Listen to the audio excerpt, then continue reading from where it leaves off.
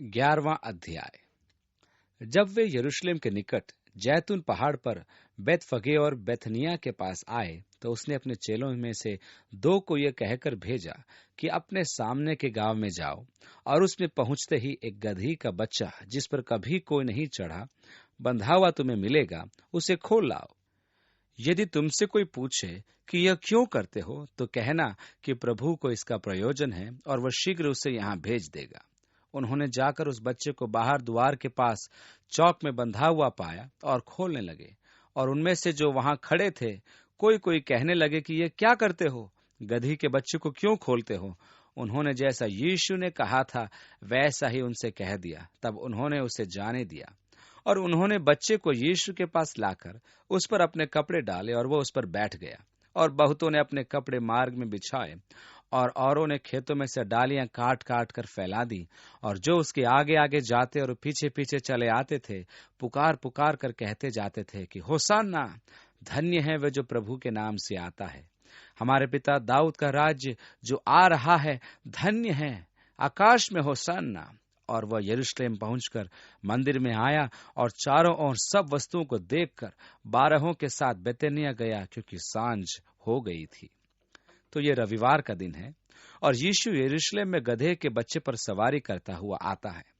इस विषय में मत्ती और लूका अपने सुसमाचार वृत्तांत में और अधिक जानकारी देते हैं। वे उल्लेख करते हैं कि किस प्रकार फरीसी शिष्यों के नारे लगाने का विरोध करते हुए कहते हैं। यहाँ प्रथम बार यीशु ने अपने लिए सार्वजनिक घोषणा की अनुमति दी। वे भजन संहिता 118 में से चिल्ला रहे थे, जो मसीहा की भविष्यवाणी का भजन है। देखो, जिस पत्थर को राज मिस्त्रियों ने निकम्मा ठहराया वही कोने का पत्थर हुआ। ये प्रभु का काम है जो हमारी दृष्टि में अद्भुत है। आज का दिन यहोवा ने बनाया है, हम उसमें आनंदित और मगन रहें। होशाना, धन्य है वे जो प्रभु के नाम से आता है। यही भजन संहिता 118 में है जो मसीह के आगमन की भविष्यवाणी है।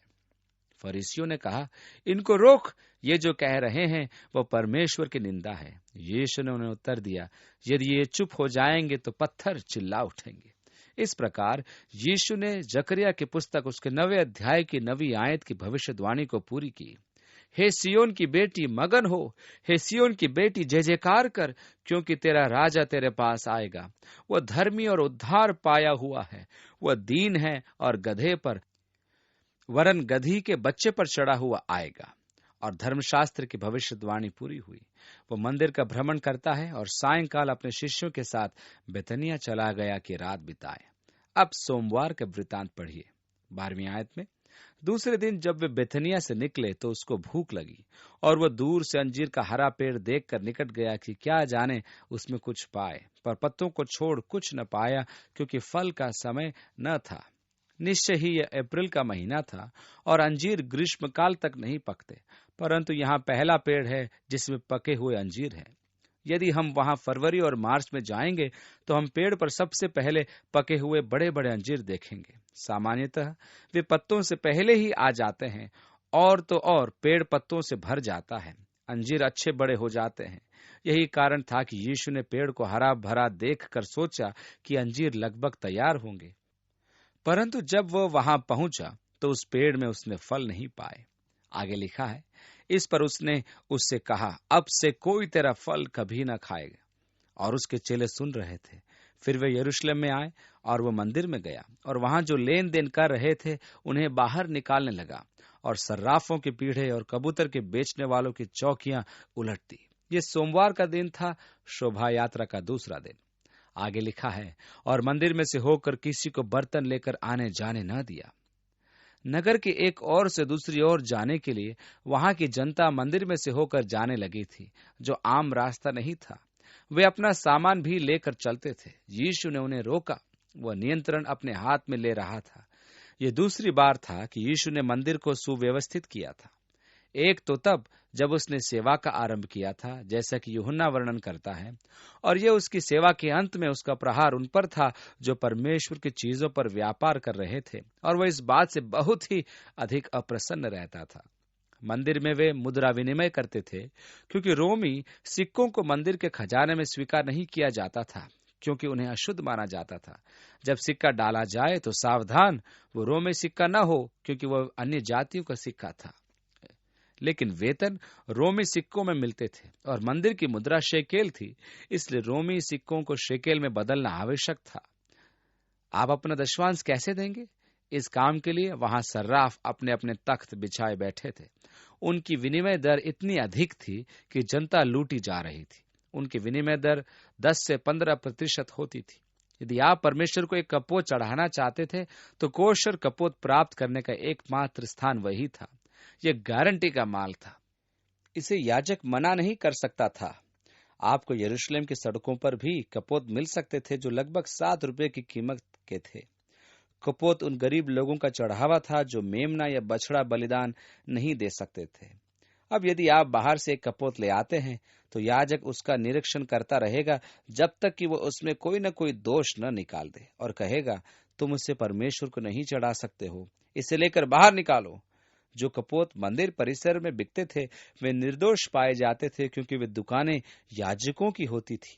इस प्रकार वे सीधे सीधे उपासकों को लूटते थे। यीशु को क्रोध आ गया कि वे मनुष्य जो परमेश्वर के निकट आना चाहते थे, उनसे ये याजक नाजायज लाभ उठा रहे हैं, जिसके कारण उनके मनों में परमेश्वर के मंदिर आने की कामना ही समाप्त हो जाती थी। इसलिए उसने सर्राफ और कपोत विक्रेताओं के तख्तों को उलट दिया। 17वीं आयत में लिखा है, और उपदेश करके उनसे कहा कि यह नहीं लिखा है कि मेरा घर सब जातियों के लिए प्रार्थना का घर कहलाएगा, पर तुमने इसे डाकुओं की खो बना दिया है।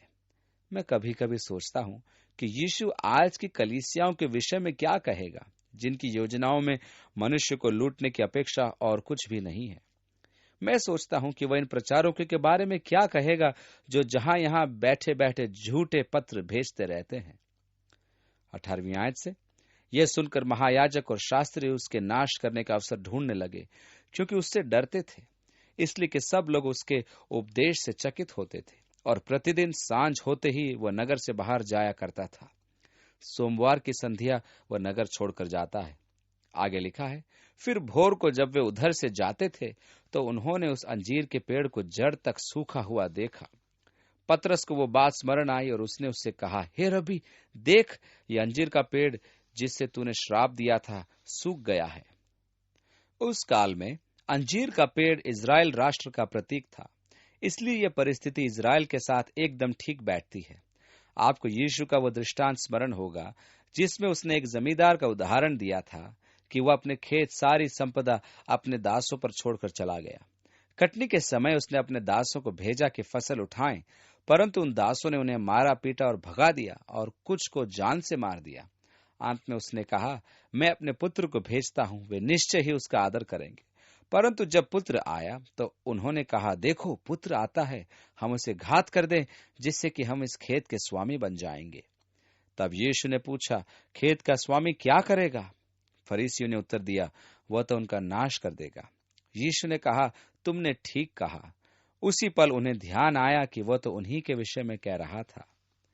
परमेश्वर ने दाख की बारी लगाई और उसमें सबसे अच्छी दाखलता लगाई। उसने चारों ओर बाड़ा खड़ा किया और सिंचाई की व्यवस्था की। जब समय आया कि दाख एकत्रित की जाए, तब वहां जंगली दाख पाई गई। अब वह क्या करेगा? वह उसे दूसरों को दे देगा कि वह फल पाए। यीशु आज भी फल खोज रहा है। उसने कहा, मैं दाख लता हूं और मेरा पिता माली।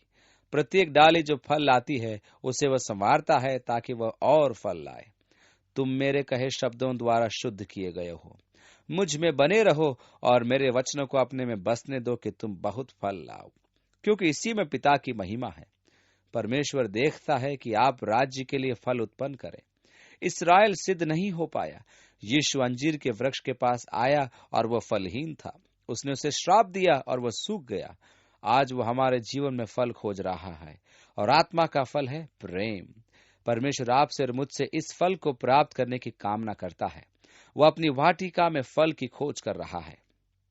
अब यीशु ने इस घटना का उदाहरण देकर विश्वास का अर्थ समझाया। पतरस ने कहा, ओह प्रभु, देख, कल की ही बात है और वो वृक्ष आज सूखा पड़ा है। यीशु ने उसको उत्तर दिया कि परमेश्वर पर विश्वास रखो। मैं तुमसे सच कहता हूं कि जो कोई इस पहाड़ से कहे कि तू उखड़ जा और समुद्र में जा पड़ और अपने मन में संदेह न करे, वरन प्रतीति करे कि जो कहता हूं वह हो जाएगा, तो उसके लिए वही होगा। इसलिए मैं तुमसे कहता हूं कि जो कुछ तुम प्रार्थना करके मांगो, तो प्रतीत कर लो कि तुम्हें मिल गया और तुम्हारे लिए हो जाएगा। प्रार्थना करने वालों के लिए कैसी विस्तृत प्रतिज्ञा! यहां ध्यान दीजिए कि वह किससे बात कर रहा है। क्या जनसमूह से? नहीं, अपने शिष्यों से। प्रार्थना के विषय यह प्रतिज्ञा किसे दी गई? यह प्रतिज्ञा शिष्यों को दी गई। शिष्य कौन है? सर्वप्रथम वह है जो अपना इनकार करे, अपना क्रूस उठाए और यीशु के पीछे हो ले। इसलिए यह किसी भी व्यक्ति से संबंधित विस्तृत प्रतिज्ञा नहीं है कि वह कहे, प्रभु की स्तुति हो, मुझे तो केवल विश्वास करना है और कह देना है और प्रभु मुझे दे देगा। मुझे एक मोटर गाड़ी चाहिए, मुझे एक बंगला चाहिए, मुझे तो बस विश्वास से कहना है और मुझे मिल जाएगा। परमेश्वर की स्तुति हो, हालेलुया। परंतु शिष्य का सर्वप्रथम गुण क्या है? आप बताइए। अपना इनकार करना। अरे एक मिनट ठहरिए, ये बंगला, ये गाड़ी, ये तो स्वयं का इनकार करना नहीं हुआ। इसलिए तो ध्यान रखिए कि यह प्रतिज्ञा सबके लिए नहीं है। इसका अर्थ यह हुआ कि आप उठकर यीशु के पीछे हो लीजिए। इसका अर्थ यह भी हुआ कि आप प्रार्थना के द्वारा इस सामर्थ का प्रयोग काम में नहीं ला सकते हैं कि आपकी अपनी लालसाओं की पूर्ति हो। परंतु सत्य यह है कि यह प्रार्थना आपको परमेश्वर के महिमा के लिए करनी है।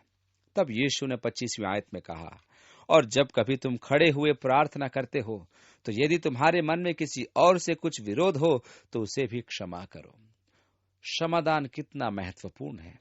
और जब कभी तुम प्रार्थना करते हो, तो यदि तुम्हारे मन में किसी और से कुछ विरोध हो, तो क्षमा करो, इसलिए कि तुम्हारा स्वर्गीय पिता भी तुम्हारे अपराध क्षमा करे। और यदि तुम क्षमा न करो, तो तुम्हारा पिता भी जो स्वर्ग में है तुम्हारा अपराध क्षमा न करेगा। ये तो अत्यधिक कठिन कार्य है, आप कहेंगे। उसके कहने का अर्थ क्या है? उसका तात्पर्य क्या है? ऐसा है तो अनुग्रह कहाँ है? मैं नहीं जानता। यीशु के वचनों में परिवर्तन लाने के लिए मुझ में ताकत नहीं है। मैं तो केवल यीशु के कथनानुसार क्षमा कर सकता हूँ। क्षमादान ये सिद्ध करता है कि मसीह वास्तव में मेरे भीतर रहता है। वह जो ये कहता है कि वह मसीह में उपस्थित है, तो उसे उसी का सा आचरण भी रखना चाहिए। जब सिपाही यीशु को क्रूस पर ठोक रहे थे, तब उसने कहा था, हे पिता, इन्हें क्षमा कर, क्योंकि ये जानते नहीं ये क्या कर रहे हैं। यदि मैं यीशु का सा आचरण रखता हूं, तो मैं अवश्य क्षमा करने का स्वभाव रखूंगा। यीशु ने कहा, यदि तुम क्षमा न करो, तो तुम्हारा पिता भी जो स्वर्ग में है तुम्हारा अपराध क्षमा न करेगा।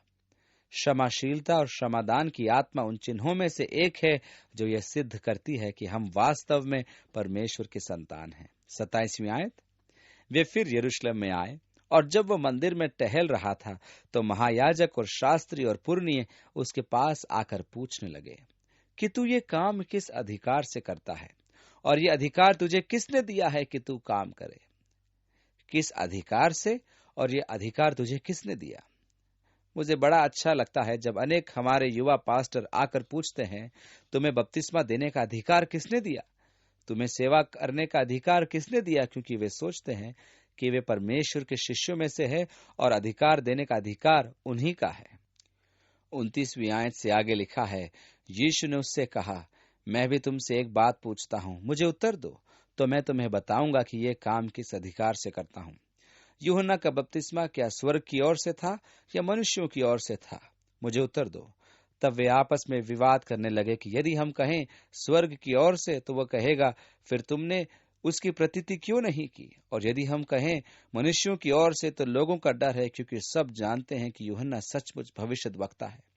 सो उन्होंने यीशु को उत्तर दिया कि हम नहीं जानते। यीशु ने उनसे कहा, मैं भी तुमको नहीं बताता कि ये काम किस अधिकार से करता हूँ।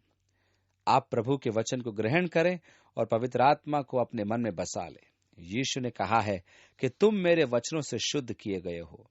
यही वचन हमारे जीवन में शुद्धता का प्रभाव डालता है और उसकी महिमा के लिए हमारे जीवन में बहुत फल लाता है। परमेश्वर आपको आशीषित करे और आपके साथ हो। अपने हाथों को अपने ऊपर रखें, आपके मन और जीवन को अपने प्रेम और आत्मा से भर दे और आप पर अपनी सहभागिता की महिमामय आशीषों की बारिश